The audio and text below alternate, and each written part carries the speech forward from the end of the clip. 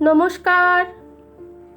শিল্পীর গল্পকথা চ্যানেলে আমার সকল শ্রোতা বন্ধুদের স্বাগত জানাই। আমার আজকের নিবেদন জয়তী জোয়ারদারের লেখা একটি সাসপেন্স থ্রিলার। গল্পের নাম ভয়। আগের পর্বে আমরা জেনেছি শর্মিষ্ঠাদের বাড়িতে যে অদ্ভুত আয়নাটা ছিল, টুবলু মাঝে মধ্যেই সেই আয়নাটার সঙ্গে গল্প করত। শর্মিষ্ঠা জিজ্ঞাসা করলে সে বলতো যে আমি বন্ধুর সাথে কথা বলছি। শর্মিষ্ঠা বুঝতেও পারত না।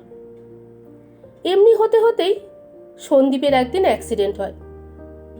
এই কথা শুনেই তার শ্বশুর শাশুড়ি মানে টুবলুর ঠাকুমা আর দাদামশাই চলে আসেন ওদের বাড়িতে। হঠাৎ টুবলুর ঠাকুমা সেই আয়নাটার সামনে গিয়ে অজ্ঞান হয়ে যান এবং পরদিন তাকে আর খুঁজে পাওয়া যায় না। টুবলুর ঠাকুমা হঠাৎই উধাও হয়ে যায়, কেউ তাকে কোথাও খুঁজে পায় না। সে গেল কোথায়? এই রহস্য উদ্ঘাটনের জন্য চলুন যাওয়া যাক এই গল্পের তৃতীয় এবং অন্তিম পর্বে। টুবলুর চিৎকার ড্রয়িং রুম থেকে ভেসে আসছিল। সবাই সেদিকে গিয়ে দেখে টুবলুর হাতের মুঠোয় কিছু ধরা। কৌতূহলী দৃষ্টি নিয়ে সবাই ওর দিকেই তাকিয়ে আছে। শর্মিষ্ঠা ওর দিকে এগিয়ে যেতে দেখে ওর হাতে ধরা সুদীপা দেবীর গলার রুদ্রাক্ষ সহ চেনটা। চমকে উঠল সবাই, এটা এখানে এলো কিভাবে? শর্মিষ্ঠার হঠাৎ কি মনে হতে ও এগিয়ে গেল আয়নাটার দিকে। আয়নার কোণায় কি যেন লেগে আছে মনে হচ্ছে না। ওদিকে ভালো করে দেখতে দেখলো এক টুকরো কাপড়। সেই কাপড়ের টুকরোটা আয়নার কোণায় এমন ভাবে আটকে যে খুব ভালো করে লক্ষ্য না করলে দেখাই যাচ্ছে না। শর্মিষ্ঠা একটু অবাক হয়ে মনে মনে ভাবল, এটা এখানে এলো কিভাবে? কি করবে বুঝে উঠতে পারল না। ও এতক্ষণ লক্ষ্য করেনি যে সবার দৃষ্টি ওর দিকে। সন্দীপ প্রথম কথা বলে উঠল, কি হলো শর্মিষ্ঠা? শর্মিষ্ঠা বুঝল এ ঘরেই কিছু হয়েছে। এর আগেও টুবলুকে এই ঘরে আয়নার সামনে এসে কথা বলতে শুনেছে ও। কোনো অদৃশ্য কারোর সাথেও কথা বলছিল। ওকে নানাভাবে জিজ্ঞাসা করেছে শর্মিষ্ঠা, কিন্তু টুবলু কোনো কথাই বলতে চায়নি। তবে কি শাশুড়ি মায়ের উধাও হওয়ার পেছনে ওই আয়নার কোনো রহস্য আছে? না, ভালো করে না জেনে শর্মিষ্ঠা কিছু বলবে না। একেই বাড়ির সবার মধ্যে একটা আতঙ্কের সৃষ্টি হয়েছে। ও যদি কিছু বলে তাহলে সেটা আরো বেড়ে যাবে। তাছাড়া ওই বৃদ্ধ মানুষটি বেশ ভেঙে পড়েছে, অসহায়ভাবে ওর মুখের দিকে তাকিয়ে রয়েছে। শর্মিষ্ঠা বিষয়টা এড়িয়ে গিয়ে বলল, না, কিছুই তো বোঝা যাচ্ছে না। বাড়ির মধ্যে কেমন একটা অস্বস্তিকর পরিবেশ সৃষ্টি হয়েছে। শর্মিষ্ঠারও মন খারাপ হয়ে আছে। ওর বাড়িতে এসেই এত বড় অঘটন ঘটে যাবে কল্পনাও করতে পারেনি ও। সারাটা দিন কেটে গেল। কলকাতার বাড়িতেও সুদীপা দেবীর অন্তর্ধানের রহস্যের খবর পৌঁছে গেছে। ওখান থেকে ওরাও চলে আসবে এই অদ্ভুত ঘটনার খবর পেয়ে। রাতের খাবারের ব্যবস্থা করছিল শর্মিষ্ঠা। টুবলুটা কখন যেন পেছনে এসে দাঁড়িয়েছে। শর্মিষ্ঠার আঁচলে টান পড়তেই ও ঘুরে টুবলুকে দেখতে পেল। বলে উঠল, কি রে তুই? খিদে পেয়েছে না রে? যা গিয়ে বস, এই তো সব তৈরি হয়ে গেছে। টুবলু বলে উঠল, মা, ঠাম্মিকে মনে হয় বন্ধু নিয়ে গেছে। চমকে উঠল শর্মিষ্ঠা। বন্ধুটা আবার কে? সে কোথায় থাকে? তোমার ঠাম্মিকেই বা ধরলো কেমন করে? টুবলু বলল, ও তো দুষ্টু, তাই আমি ওর সাথে আড়ি করে দিয়েছি। বন্ধু তো এই আয়নার মধ্যেই থাকে। ওর কথা কাউকেও বলতে মানা করেছিল, তাই আমি কাউকে বলিনি। চমকে উঠে শর্মিষ্ঠা জানতে চাইল, টুবলু, তুমি আমাকে তোমার বন্ধুকে দেখাতে পারবে? টুবলু সম্মতি জানালো। খাওয়া দাওয়ার পর সবাই যখন ঘুমিয়ে পড়েছে, ও টুবলুকে ডাকতে গিয়ে দেখে ও অঘরে ঘুমাচ্ছে।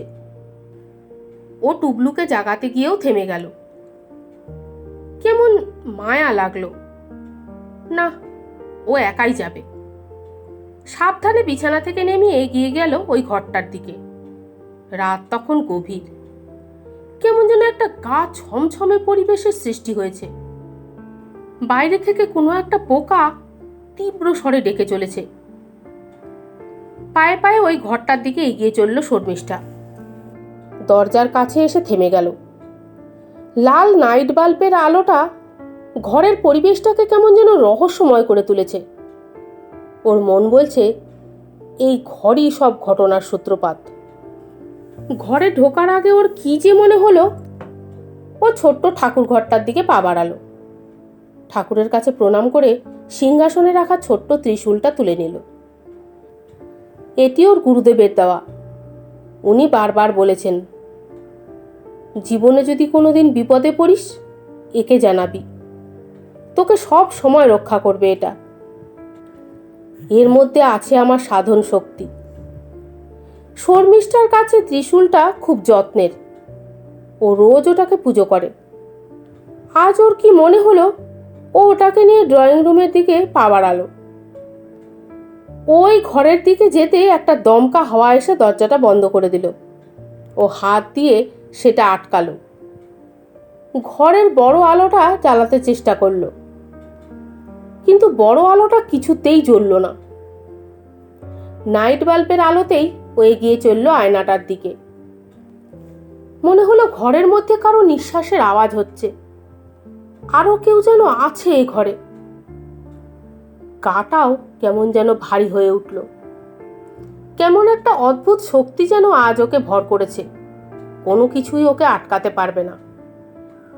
ও আয়নার কাছে পৌঁছে একটু সময় দাঁড়ালো। ধীরে ধীরে ওর হাতটা বাড়িয়ে দিল আয়নার দিকে, ওটাকে ছোঁয়ার জন্য। আয়নাটা ছুঁতেই কয়েক মুহূর্ত ও ছিটকে পড়ল অনেকটা দূরে। ব্যথায় কোকিয়ে উঠল। চোখ চলে গেল দরজার দিকে। ও বলে উঠল, এ কি? দরজায় কে দাঁড়িয়ে আছে? একে তো আগে কখনো দেখিনি। এ ঢুকলো কোথা দিয়ে বাড়িতে? সদর দরজা তো আটকানো। তবে কি সারাদিনে কখনো কোনোভাবে ঢুকে পড়েছিল বাড়িতে?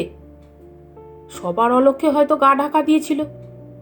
বাড়িতে একটা অস্থির পরিবেশের সৃষ্টি হয়েছে, তাই হয়তো সবার নজর এড়িয়ে গেছে। শর্মিষ্ঠার চিন্তার সাথে সাথে দরজা আগলে দাঁড়ান মূর্তিটা। দাঁড়িয়েই কেমন যেন খিকখিক করে হেসে উঠল মূর্তিটা। হাসির শব্দটা কেমন বিশ্রী। শর্মিষ্ঠা এবার উঠে দাঁড়িয়ে মূর্তির দিকে তাকিয়ে প্রশ্ন করল, কে আপনি? কি করে ঢুকলেন এই বাড়িতে? লোকটি কোনো কথা না বলে এগিয়ে আসতে থাকলো শর্মিষ্ঠার দিকে। শর্মিষ্ঠা কি করবে বুঝে উঠতে পারল না। যে হাতে ওর ত্রিশূলটা ধরা ছিল ওই হাতটা এগিয়ে দিল সামনে। লোকটি ছিটকে পড়ল পেছনে। আস্তে আস্তে মিলিয়ে গেল ওর শরীরটা শূন্যে। এবার শর্মিষ্ঠা একটু ভয় পেয়ে গেল। ওর মনে হলো, তবে কি শাশুড়ি মা এই ঘর থেকেই নিখোঁজ হয়েছেন? এদিকে বাইরের আলো ফুটে উঠেছে। পাখির কলরবে ভোরের প্রকৃতি মুখরিত হয়ে উঠেছে। শর্মিষ্ঠা ভালো করে তাকিয়ে দেখল ঘরের সবকিছু স্বাভাবিক। সারা রাত ধরে ওর সাথে যা ঘটল তার কোনো চিহ্ন নেই। ক্লান্ত শরীরটা টেনে ও যখন ঘরে এলো, দেখলো বিছানায় টুবলু আর সন্দীপ অঘরে ঘুমাচ্ছে। তার মানে ও যে এখানে ছিল না তা ওরা কেউ জানতেই পারেনি। একটু শুয়ে নেবে ভেবে বালিশে মাথাটা রাখলো। কখন যে অঘরে ঘুমিয়ে পড়ল বুঝতেই পারেনি ও। টুবলুর ডাকে যখন চোখ মেলে তাকালো তখন অনেকটা বেলা হয়ে গেছে। দেয়াল ঘড়িটার দিকে চোখ যেতে চমকে উঠল শর্মিষ্ঠা। প্রায় 11টা বাজতে যায়। ও ধর্মড়িয়ে উঠে বসলো বিছানায়। টুবলু বলে উঠল, উঠো না মা, কাল রাতে তোমার জ্বর হয়েছিল, তাই বাপি তোমাকে উঠতে বারণ করেছে। দাদাই আর বাপি রান্না করছে। শর্মিষ্ঠা মনে মনে ভাবতে লাগলো, মানে ওর জ্বর হয়েছিল রাতে? ও তো বুঝতে পারেনি। ওদের কথার মাঝখানে সন্দীপ এসে ঘরে ঢুকলো। শর্মিষ্ঠার দিকে তাকিয়ে জিজ্ঞাসা করলো, এখন শরীর কেমন আছে? অবাক শর্মিষ্ঠা বলল, আমার আবার কি হয়েছে? সন্দীপ বলে উঠল, কাল রাতে তোমার খুব জ্বর ছিল, তাই তো সকালে তোমাকে ডাকিনি আমরা। শর্মিষ্ঠা অবাক হয়ে বলল, জ্বর? সন্দীপ বলল, হ্যাঁ, জ্বরের ঘরে কিসব ভুলভাল বকছিলে, তোমার কথা ঠিক করে বুঝতেও পারিনি আমরা। শর্মিষ্ঠা বুঝতে পারল না এসব কি হচ্ছে ওর সাথে। কাল সারা রাত যে ঘটনা ঘটেছে ওর সাথে, সেসব কি কল্পনা ছিল? কিন্তু ওর স্পষ্ট মনে আছে ও ঠাকুর ঘরে গিয়েছিল, নিষ্ঠা ভরে প্রণাম সেরে গুরুদেবের দেওয়া ত্রিশূলটাও নিয়েছিল। সেটা নিয়ে ওই ঘরে ঢোকা অদ্ভুত লোকটার মিলিয়ে যাওয়া আয়নায় অদ্ভুত অনুভূতি সব খুব ভালো করে মনে আছে ওর। তবে এরা কেন বারবার বলছে যে ওর জ্বর হয়েছিল, জ্বরের ঘরে ভুলভাল বকেছে? সবটাই গুলিয়ে যাচ্ছে ওর, পুরো বিষয়টাই রহস্যময়। ও ভাবলো একবার গুরুদেবের সাথে যোগাযোগ করা গেলে ভালো হতো। এভাবে মা উধাও হলেন বাড়ির ভেতর থেকে, ওর সাথেও রহস্যময় ঘটনা ঘটল।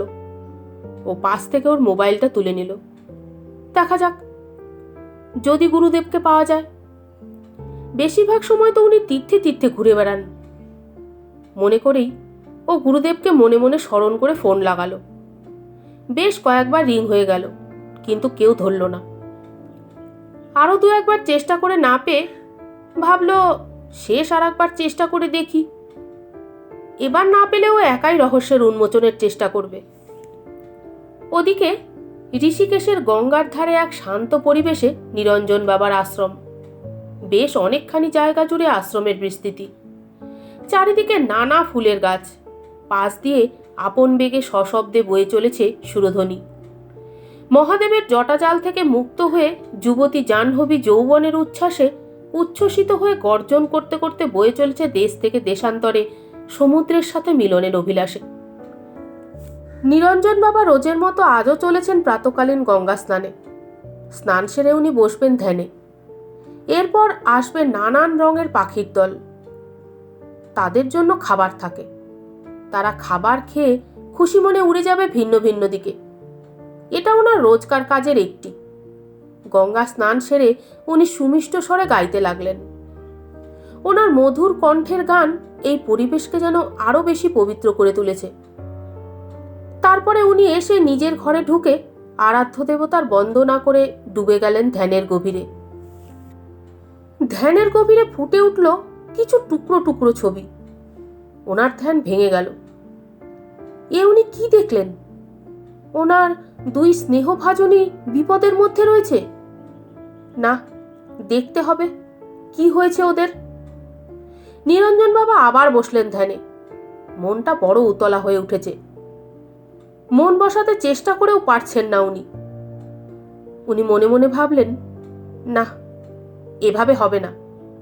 ভেবেই উনি ইষ্টদেবতার চরণে পুষ্প অর্ঘ্য নিবেদন করে মধুর স্বরে স্তব করতে লাগলেন। বেশ খানিকক্ষণ ধরে মন্ত্রটা পাঠ করার পরে মনটা শান্ত হতে ডুবে গেলেন ধ্যানের গভীরে। ধীরে ধীরে ফুটে উঠছে কিছু ছবি। সুদীপা দেবীর ছবি ফুটে উঠল। এক মনে স্মরণ করে যাচ্ছেন নিরঞ্জন বাবাকে। দু চোখ দিয়ে গড়িয়ে পড়ছে জলের ধারা। আর একটু দেখার চেষ্টা করতে ফুটে উঠল কিছু ছায়া ছায়া অবয়বের ছবি। সুদীপা দেবীর চারিদিকে ঘিরে রয়েছে ওরা। মনে হচ্ছে যেন উনি বন্দিনী।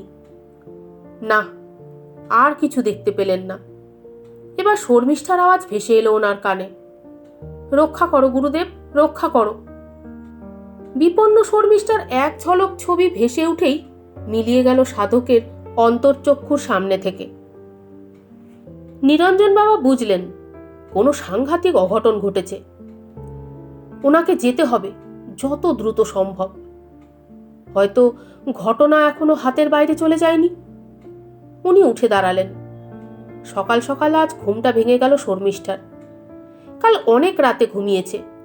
নানা অপ্রীতিকর চিন্তায় মনটা ভরেছিল ওর, তাই ঘুম আসছিল না। প্রথম প্রভাতে ঠান্ডা হওয়ার পরশে সামান্য সময়ের জন্য লেগেছিল চোখের পাতা। কিছুটা শারীরিক ক্লান্তি দূর হয়েছে ওর, এই যা। ও উঠে পড়ল বিছানা ছেড়ে। কিরকম একটা অদ্ভুত অস্বস্তি ভাব যেন ওকে ঘিরে রেখেছে। মনটা অস্থির হয়ে উঠছে ওর ক্রমশ। আর সকাল থেকে বেশ ঠান্ডা হাওয়া দিচ্ছে। অন্য সময় হলে মনটা ভরে যেত তৃপ্তিতে। এমন সময় দূর থেকে একটা চেনা গলার গান ভেসে এলো ওর কানে। শর্মিষ্ঠা ছটপটিয়ে উঠল গান শুনে। এই যে গুরুদেবের গান! কোন দিক থেকে আসছে গানের কলি? ও বোঝার চেষ্টা করতে থাকলো। মনে হচ্ছে দরজার দিক থেকে না। ও ছুটে গিয়ে দরজা খুলে দিল। দরজার সামনে দাঁড়িয়ে নিরঞ্জন বাবা, শর্মিষ্ঠার গুরুদেব। শর্মিষ্ঠা এভাবে গুরুদেবের দর্শন পাবে ভাবতেও পারেনি। ও খুব খুশি হলো এবং মনেও শান্তি পেল। গুরুদেবকে ভেতরে নিয়ে এসে ড্রয়িং রুমে বসাতে গেল। ওই ঘরের দরজায় পা দিতে গিয়েই উনি থমকে দাঁড়িয়ে পড়লেন। এক অপার্থিব জগতের অদৃশ্য ঢেউ যেন ওনার সমস্ত সত্তাকে ছুঁয়ে গেল। উনি তীক্ষ্ণ দৃষ্টিতে ঘরের দিকে তাকিয়ে দেখতে থাকলেন। একটা পচা দুর্গন্ধ এসে ওনার নাকে লাগলো। উনি এবার গম্ভীর মুখে পা বাড়িয়ে ঢুকতে গেলেন ঘরের মধ্যে, কিন্তু অদৃশ্য কোনো কিছুতে উনি বাধা প্রাপ্ত হলেন। শর্মিষ্ঠা ওনাকে থেমে যেতে দেখে জানতে চাইল, কি হলো গুরুদেব, আসুন। হাতের ইশারায় উনি শর্মিষ্ঠাকে থামিয়ে দিলেন। উনি নিজের কাঁধের ঝোলার থেকে বের করলেন একটা রুদ্রাক্ষের মালা। ওই মালাটা শর্মিষ্ঠার পরিচিত, বহুবারও দেখেছে এটাকে। গুরুদেব বলতেন, এটার মধ্যে আমার সমস্ত সাধনার ক্ষমতা জমানো আছে রে বেটি। যদি কখনো সেরকম প্রয়োজন হয় তো এটা লাগবে, তাই আগে থেকে সঞ্চয় করে রেখেছি এর মধ্যে। মালাটা হাতে নিয়ে চোখ বন্ধ করে বিড়বিড় করে খানিকক্ষণ মন্ত্রপাঠ করতে থাকলেন গুরুদেব। তারপর ঝোলা থেকে বার করলেন একটা শিশি। ওই শিশিতে মন্ত্রপুত জল ছিল। হাতে জল নিয়ে ঘরের ভেতরে ছুঁড়ে দিতেই একটা কালো ধোঁয়ায় কয়েক মুহূর্তের মধ্যে ভরে গেল ঘর।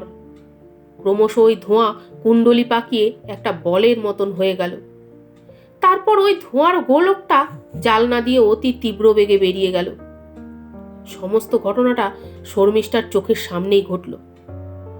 ওর চোখে মুখে ছড়িয়ে পড়ল একটা ভয়ের ভাব। সামনে রাখা আয়নাটার দিকে একটুক্ষণ তাকিয়ে থেকে নিরঞ্জন বাবা ধীরে ধীরে এগিয়ে গেলেন ওটার দিকে। একটুখানি ওদিকে চেয়ে থেকে আস্তে করে হাত বাড়ালেন ওই আয়নার দিকে। এক অদ্ভুত অনুভূতি হলো ওনার মনে হতে থাকলো, এটা তো কোনো আয়না নয়, এ তো অন্য জগতের প্রবেশদ্বার মাত্র। এ তো মনে হচ্ছে নরকের দ্বার। কিন্তু শর্মিষ্ঠা এটা পেল কোথা থেকে? জানতে হবে আগে এই ব্যাপারে। শর্মিষ্ঠা গুরুদেবের আদর যত্ন করতে লাগলে উনি বলে উঠলেন, এসব এখন থাক মা, আগে বল তুই এই আয়নাটা পেলি কোথা থেকে? এই আয়না তোর এই ঘরেই বা এলো কিভাবে? এবার শর্মিষ্ঠা কিভাবে আয়নাটা পেয়েছে তার বর্ণনা দিল। সব শুনে গুরুদেব বলে উঠলেন, আজকের জন্য এই ঘরটা আমাকে ছেড়ে দিবি। যতক্ষণ না আমি তোদের ডাকবো কেউ এই ঘরের ধারে কাছে আসার চেষ্টা করবি না। আমি দরজাটা বন্ধ করে রাখবো। এর মধ্যেই বাড়ির সবার ঘুম ভেঙে গিয়েছিল। সবাই এসে গুরুদেবকে প্রণাম করল। উনি সবাইকে আশীর্বাদ করলেন। এবার ছোট্ট টুবলুর দিকে তাকিয়ে থাকলেন কিছুক্ষণ। ওকে স্নেহ ভরে কাছে ডাকলেন। ওর মাথায় আলতো করে হাত ছুঁয়ে প্রশ্ন করলেন, এই ঘরে তুমি আসো টুবলু? টুবলু উত্তর দিল, হ্যাঁ, এখানে তো আমার বন্ধু থাকে। গুরুদেব বললেন, তোমার বন্ধু কোথায় থাকে? টুবলু এবার ওই আয়নার দিকে আঙ্গুল তুলে দেখালো। গুরুদেব শর্মিষ্ঠার দিকে জিজ্ঞাসু দৃষ্টিতে তাকালে ও বলল, আমি অনেকবার টুবলুর থেকে জানতে চেয়েছি গুরুদেব, ও কিছুই বলে না, কিন্তু বেশ অদ্ভুত আচরণ করে। যখন বকা দেওয়া হয় তখন কাঁদতে কাঁদতে বলে এসব নাকি ওর বন্ধু শিখিয়ে দিয়েছে। দাদা না থামিয়ে আসার পর ও ঘরে ও আর যায়নি, সেটাও জানিয়ে দেয় শর্মিষ্ঠা। গুরুদেব সবটা মন দিয়ে শুনলেন।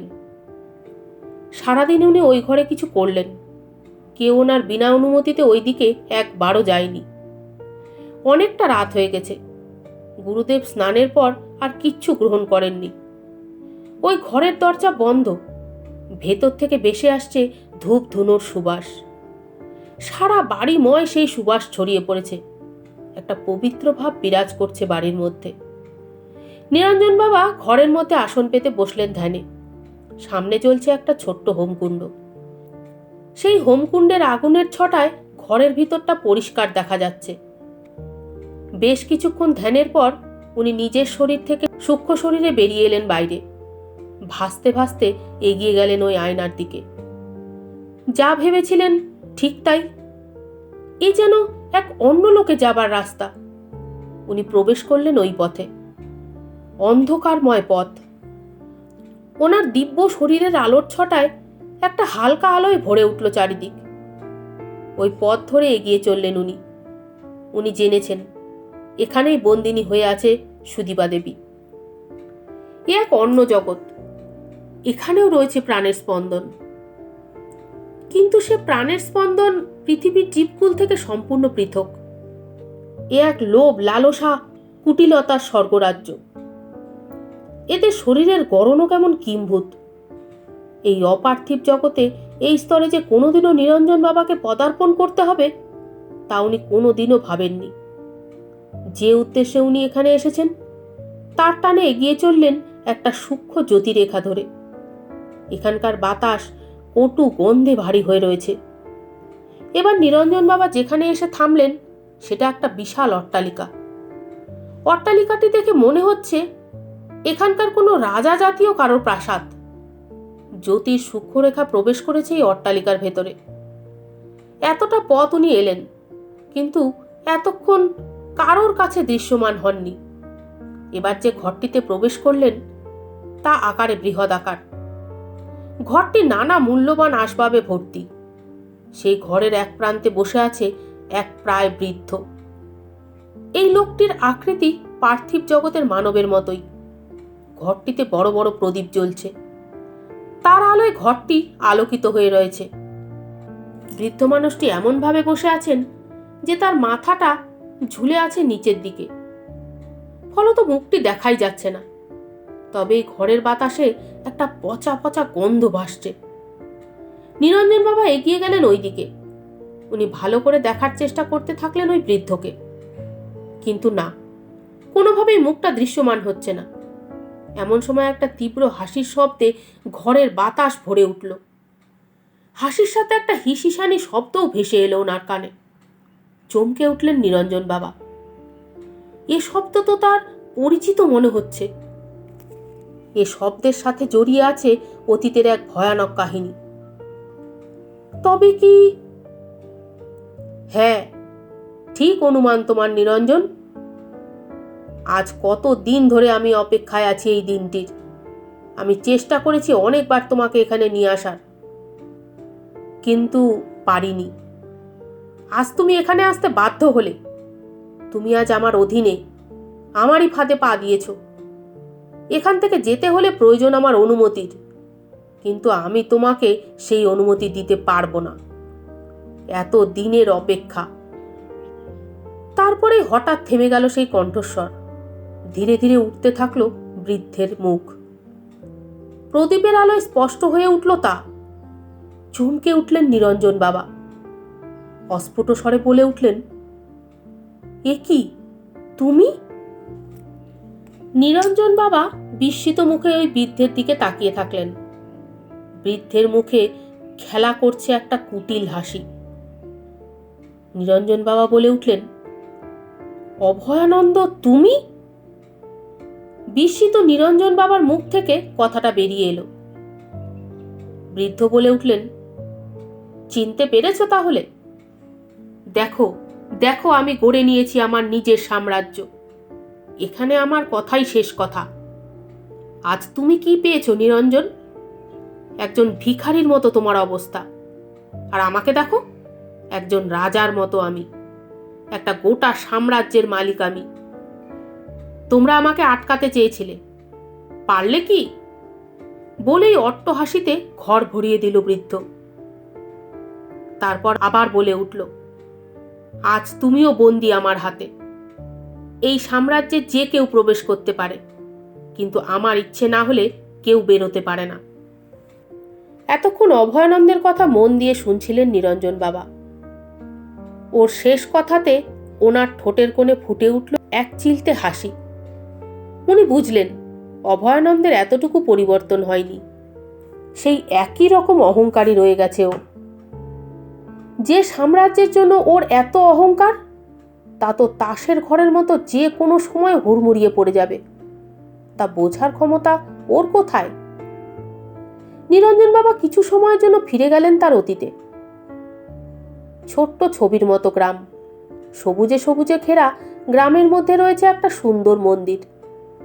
সবাই বলে বুড়ো শিবের মন্দির। বাবা খুব জাগ্রত।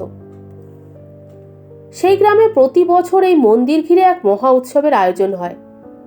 দূর দূরান্ত থেকে মানুষেরা আসেন এই উৎসবে। এই উৎসব ঘিরে বসে এক মস্ত মেলা। সুতরাং ওই কদিন গ্রামের মানুষজনের মধ্যে থাকে চরম ব্যস্ততা। এই বুড়ো শিবের মন্দিরের পুরোহিত মহিতোষ চট্টোপাধ্যায়ের একমাত্র মা মরা ছেলে নিরঞ্জন, বাবার চোখের মণি, ভোলানাথের পরম ভক্ত। প্রতি বছর এই মন্দিরে সাধারণ মানুষের সাথে আসে অনেক সাধু সন্ন্যাসী। ওই সন্ন্যাসীর দলে একজন আসেন প্রতি বছর। সৌম্যকান্তি চেহারা তার, মুখ থেকে একটা দিব্য কান্তি যেন ফুটে বেরোয়। মেলার কদিন এসে আশ্রয় নেন এই মন্দিরের চাতালের এক প্রান্তে। যে কয়দিন থাকেন বেশিরভাগ সময় ধ্যানেই মগ্ন থাকেন। এই সন্ন্যাসীর যত্নের ভার প্রতি বছরই নিরঞ্জনের ওপরে পড়ে। বালক নিরঞ্জন খুশি মনে যত্ন সহকারে সন্ন্যাসী বাবার সেবা করেন। সন্ন্যাসীও বালকটিকে বেশ স্নেহ করেন। অল্প অল্প করে শিখিয়ে দেন অনেক কিছুই। এইভাবে কেটে গেল অনেকগুলো বছর। নিরঞ্জন কৈশোর পেরিয়ে যৌবনের দ্বারে করাঘাত করেছে। সেবার এলেন ওই সন্ন্যাসী। কদিন ধরে ঠাকুর মশাই অর্থাৎ নিরঞ্জনের বাবার শরীর ঠিক না থাকায় পুজোর দায়িত্ব পড়েছিল নিরঞ্জনের ওপরে। সবকিছু সুন্দরভাবে চলছিল ছেলেটার, কিন্তু ঘটে গেল এক অঘটন। হঠাৎ মারা গেলেন মহিতোষ চট্টোপাধ্যায়। পিতৃহারা নিরঞ্জন হয়ে পড়ল বেশ অসহায়। পিতৃকার্য সম্পাদন করে কোথায় যেন উধাও হয়ে গেল নিরঞ্জন, সাথে সন্ন্যাসী বাবা। এরপর কেটে গেল আরও অনেক কটা বছর। নিরঞ্জনকে সেবার সন্ন্যাসী বাবাই সাথে করে নিয়ে এসেছিলেন। ওনার সাথে প্রায় নিরঞ্জনের বয়সী আর একটাও ছেলে ছিল। তার নাম অভয়। অভয় নামটির সার্থকতা ছিল, কোনো কিচ্ছুতে ওর ভয় ছিল না। নিরঞ্জন যেমন শান্তশিষ্ট, অভয় তেমনি দুরন্ত। দুজনেই সন্ন্যাসী বাবার কাছ থেকে নানা গূঢ় বিদ্যার আয়ত্ত করেছিলেন। নিরঞ্জন সবকিছু নিয়ম নিষ্ঠা ভরে যত্ন সহকারে পালন করত। অভয় অতটা না হলেও চেষ্টা করত। নিরঞ্জনের গুণ ওকে সন্ন্যাসী বাবার প্রিয় পাত্র করে তুলল খুব তাড়াতাড়ি। ধীরে ধীরে নিরঞ্জনের অগ্রগতি অভয়ের মধ্যে একটা হিংসার মনোভাব তৈরি করে দিল। মুখেও সেটা প্রকাশ না করলেও সন্ন্যাসী বাবা এবং নিরঞ্জন মাঝে মধ্যে ওর আচরণে অনুমান করতে পারত। সন্ন্যাসী বাবা আস্তে আস্তে ওনার জ্ঞান ভাণ্ডারের সমস্ত রত্ন বিলিয়ে দিতে থাকেন দুই শিষ্যের মধ্যে। কিন্তু অভয়ের আচরণ অনেকবার শুধরাতে চেষ্টা করেছিলেন উনি। বহুবার ওকে বুঝিয়েও ছিলেন, তবুও শুধরালো না অভয়। দিনের পর দিন নিরঞ্জন যেন ওর শত্রু হয়ে উঠতে থাকলো। সন্ন্যাসী বাবার দুই শিষ্যই নিজ যোগ্যতায় আধ্যাত্মিক জগতের এক বিশেষ উচ্চতায় পৌঁছে গেল। মৃত্যুর আগে সন্ন্যাসী বাবা দুই শিষ্যকে আলাদা আলাদা করে ডেকে ওনার শেষ বিদ্যা দান করে গেলেন। এরপর দীর্ঘ সময় অতিবাহিত হয়। গুরু নির্দেশে নিরঞ্জন বাবা গঙ্গা তীরের এক নির্জন স্থানে একটা কুটির তৈরি করে বসবাস করতে লাগলেন এবং সাধন ভজনে নিজেকে ডুবিয়ে দিলেন। ওদিকে অভয় চলে গেল কালী তীর্থে। সেখানে গিয়ে নিজেকে ডুবিয়ে দিল ঘোর তপস্যায়। প্রথম প্রথম নিজ শক্তি বলে নিরঞ্জন বাবা অভয়ের সম্বন্ধে খবর পেতেন। এরপর নিরঞ্জন বাবা নিজে সাধনার জগতে এতটাই ডুবে গেলেন যে অভয়ের খোঁজ নেওয়া বন্ধ হয়ে গেল। ওর সম্বন্ধে কিছুই জানতে পারলেন না। এইভাবে বহু সময় অতিবাহিত হয়ে যায়। ওনার ভক্ত সংখ্যাও দিন দিন বেড়ে গেল। শর্মিষ্ঠার সাথে পরিচয় হয় ওনার। শর্মিষ্ঠা তখন বেশ ছোট। বাবা মার সাথে ওনার কাছে যাতায়াত করত। ওর প্রতি স্নেহের বশে পরবর্তীকালে শর্মিষ্ঠার অনুরোধেই ওকে দীক্ষা দেন নিরঞ্জন বাবা। তবে অবশ্যই শর্মিষ্ঠারও যোগ্য আধার ছিল। ওকে ছোট থেকেই একটু একটু করে গড়ে তুলছিলেন নিরঞ্জন বাবা। এদিকে নিরঞ্জন বাবা অভয়ের কোনো খবর না রাখলেও অভয় কিন্তু নিরঞ্জন বাবার সব খবর জানত। ওর মধ্যে একটা মিথ্যে ধারণা ছিল যে সন্ন্যাসী বাবা ওর সাথে ছলনা করে ওনার গুপ্ত সাধনার শিক্ষা মৃত্যুকালে নিরঞ্জনকেই দিয়ে গেছেন। এই ধারণার বশবর্তী অভয়ের মধ্যে নিরঞ্জন বাবার সম্বন্ধে একটা ভয়ঙ্কর ক্রোধের ও হিংসার সৃষ্টি হয়। সন্ন্যাসী বাবার মৃত্যুর পর অভয় হঠাৎ অন্তর্হিত হয়। নিরঞ্জন বাবার সাথে ওর যোগাযোগ আর রইল না। তবুও নিরঞ্জন বাবা সাধন বলে কিছুদিন অভয়ের খোঁজ রাখতে চেষ্টা করতেন। পরবর্তীকালে সেটা আর সম্ভব হয়ে ওঠেনি। এদিকে অভয় দিনকে দিন সন্ন্যাসী বাবার সাধন পথ থেকে সরে যেতে লাগলো ক্ষমতা পাওয়ার লোভে। ও ধীরে ধীরে শয়তানের সাধনায় মগ্ন হলো, নিজের একটা আলাদা সাম্রাজ্য গড়ে তুলল। এবার অভয় নিরঞ্জন বাবার কথা মনে হলো। বেশ কৌতূহলবশত ওনার খোঁজ করতে নিরঞ্জন বাবার সমস্ত খবর অভয় পেয়ে গেল। নিরঞ্জন বাবার খোঁজ পেতেই মনের মধ্যে চেপে রাখা হিংসার আগুনটা দাউ দাউ করে জ্বলে উঠল। কিন্তু নিরঞ্জন বাবার গুপ্ত সাধন ক্ষেত্রে সঠিক সন্ধান করতে পারল না ও। কিন্তু নিরঞ্জন বাবার এক স্নেহের পাত্রীর কথা জানতে পারল। তখন অভয়ের মুখে ফুটে উঠল কুটিল এক হাসির রেখা। তখন সন্দীপকে আপন ক্ষমতার দ্বারা ভুলিয়ে নিয়ে এলো নিজ গৃহে। এরপর ছলনা করে ওই আয়না আর টেবিল উপহার দিল। শর্মিষ্ঠার ক্ষতি করার চেষ্টায় এসব করতে থাকলো অভয়। নিরঞ্জন বাবা আপন যোগ বলে নিজ শিষ্যার বিপদের আভাস পেয়ে অস্থির হয়ে চলে এলেন শর্মিষ্ঠার বাড়িতে। তারপর সব বুঝতে পারলেন। এতক্ষণে নিরঞ্জন বাবাকে নীরব থাকতে দেখে কুটিল অভয় হেসে উঠল। সুদীপা দেবী যে অভয়ের কাছে বন্দী তা উনি বুঝতে পারলেন।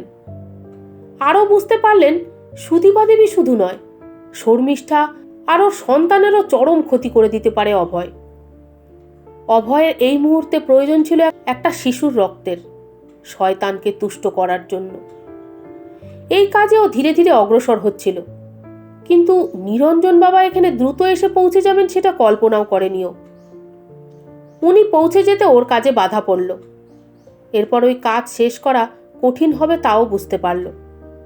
এদিকে নিরঞ্জন বাবা বুঝল শর্মিষ্ঠাকে এই বিপদ থেকে উদ্ধার করতে গেলে অভয়ের এই সাম্রাজ্যকে ধ্বংস করতে হবে পুরোপুরি। এ কাজ করা বেশ কঠিন, কিন্তু এ কাজ না করলে শুধু শর্মিষ্ঠা নয়, অনেক সাধারণ মানুষ ভবিষ্যতে অভয়ের শিকার হবে। অনেক মানুষের বলি দিতে হবে।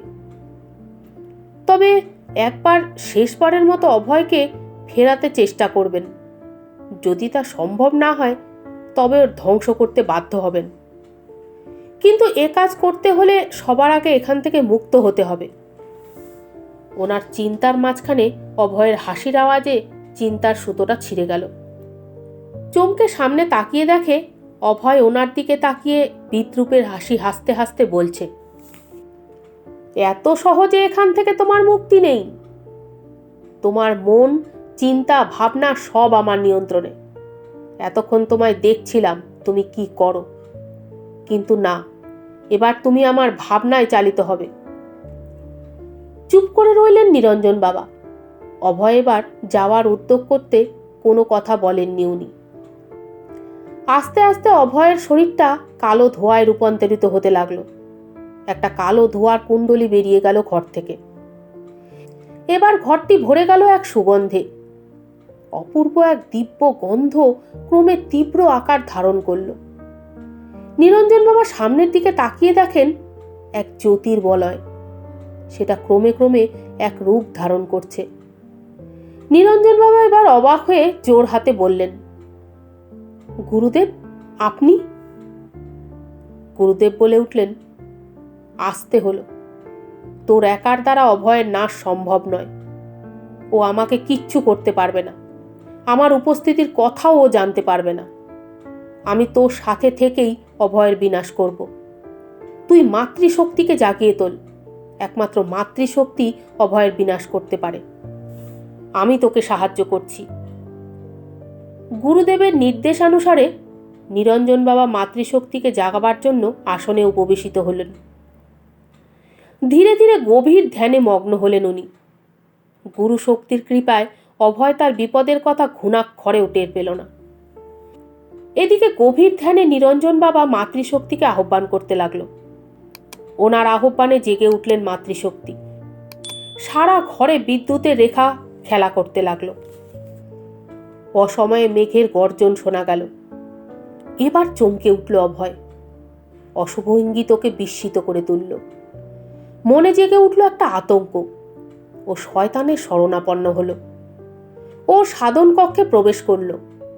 শয়তানের ভয়ঙ্কর মূর্তির সামনে নিজের শরীর থেকে খানিকটা রক্ত নিয়ে তাও নিবেদন করল শয়তানের চরণে। কেঁপে উঠল ওই কক্ষের চারপাশটা। একটা তীব্র দুর্গন্ধে ভরে গেল চারিদিক। আবির্ভূত হলো শয়তান। ক্রুদ্ধ কণ্ঠে বলে উঠল, ভুল করেছিস তুই। নিরঞ্জনকে এখানে প্রবেশের অধিকার দেওয়া তোর সব চাইতে বড় ভুল। মানা করেছিলাম আমি, তুই শুনলি না। এবার তোর সাম্রাজ্য সহ তোর ধ্বংস রোখার ক্ষমতা কারণ নেই। প্রস্তুত হ নিজের বিনাশের জন্য। অভয় বেশ ভয় পেয়ে গেল। অনেক কাকুতি মিনতি করতে থাকলো, কিন্তু ওর সাধন কক্ষ ভরে গেল একটা লালচে আলোয়। বিশাল এক বিস্ফোরণের শব্দের সাথে উদাও হলো শয়তানের মূর্তি। হাহাকার করে উঠল অভয়। ওর এতদিনের সাধনা কিছুতেই ধ্বংস হতে দেবে না। ও শেষ চেষ্টা করবে ওর সাম্রাজ্য রক্ষা করার। ও নিরঞ্জনের সামনা করবে। এদিকে নিরঞ্জন বাবা মাতৃশক্তির আশীর্বাদে হয়ে উঠলেন শক্তিশালী। উনিও ওনার গুরুদেব বিশাল বড় এক হোমকুণ্ড প্রস্তুত করে মন্ত্র পাঠ করতে করতে তাতে আহুতি প্রদান করতে থাকলো। চারিপাশ ভরে গেল এক অদ্ভুত গর্জনে। চারিদিক থেকে যেন হাজার হাজার নাগনাগিনী নিঃশ্বাস ফেলতে লাগলো। একটা হিসহিসানি শব্দ ক্রমশ তীব্র হয়ে উঠতে লাগলো। এদিকে শর্মিষ্ঠাও অধীর আগ্রহে অপেক্ষা করছে। গুরুদেব নির্দেশ দিয়েছেন যে উনি না ডাকলে যেন কেউ ও ঘরে না যায়। শুধু শর্মিষ্ঠাই নয়, সবাই অপেক্ষা করছে। কেমন একটা ভারী আবহাওয়ার সৃষ্টি হয়েছে। বাইরের আকাশটাও কেমন যেন মুখ ভার করে রয়েছে। টুকরো টুকরো কালো মেঘে ভরে যাচ্ছে চারপাশটা। মনে হচ্ছে প্রকৃতি যেন আজ রুদ্র রূপ নিয়ে ঝাঁপিয়ে পড়বে, ছিন্ন ভিন্ন করে দেবে চারপাশটা। এরকম পরিবেশ এই অঞ্চলে এর আগে কখনো দেখেনি ওরা। কেমন একটা আতঙ্ক জেগে উঠছে মনের ভেতরে। এমন সময় ভয়ঙ্কর একটা শব্দ ভেসে এলো ওই ঘর থেকে। মনে হলো ভারী কিছু আছড়ে পড়ে চূর্ণ বিচূর্ণ হয়ে গেল। ওরা সবাই ভয় পেয়ে ছুটে গেল ওই ঘরের দিকে। ঘরের দরজা খোলা। গুরুদেব শান্ত মূর্তিতে বেরিয়ে আসছেন ওখান থেকে। সোফার ওপর অচেতন হয়ে পড়ে আছেন সুদীপা দেবী। ঘরের ভেতরের এক প্রান্তে টুকরো টুকরো হয়ে পড়ে আছে আয়নার কাঁচগুলো ও টেবিলের ভাঙা অংশগুলো। সবাই জিজ্ঞাসু দৃষ্টিতে গুরুদেবের দিকে তাকাতে উনি বলে উঠলেন, আর কোনো ভয় নেই তোমাদের। সবাই সুস্থ হয়ে উঠবে। শয়তানের ধ্বংস হয়েছে। গুরুদেবের মুখে সব কথা শুনে ওরা ভয়ে কেঁপে উঠল। কি সাংঘাতিক ঘটনার শিকার হয়েছিল ওরা। এদিকে সুদীপা দেবীও সুস্থ হয়ে উঠলেন। গুরুদেব নিজ স্থানে যাবার জন্য প্রস্তুত হলেন। তার আগে উনি নির্দেশ দিয়ে গেলেন, শর্মিষ্ঠারা সবাই যত দ্রুত সম্ভব যেন কলকাতায় ফিরে যায়। আজ সকালটা বেশ সুন্দর। প্রকৃতি তার রূপের ডালি খুলে ধরেছে। ট্রেন ছাড়ার সময় হলো। ট্রেনের হুইসেল বেজে উঠল। ধীরে ধীরে নড়ে উঠল ট্রেনটা। শেষবারের মতো সবাই তাকিয়ে দেখে নিল বাইরেটা। বিদায় পালি, বিদায় রাজস্থান।